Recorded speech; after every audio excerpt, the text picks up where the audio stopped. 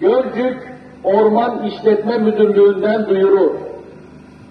Kıymetli vatandaşlarımız, havaların ısınması dolayısıyla yangın riski artmaktadır.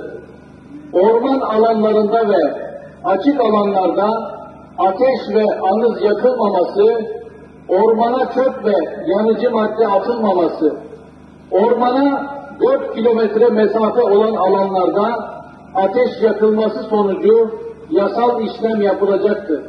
Köy halkına duyurulur.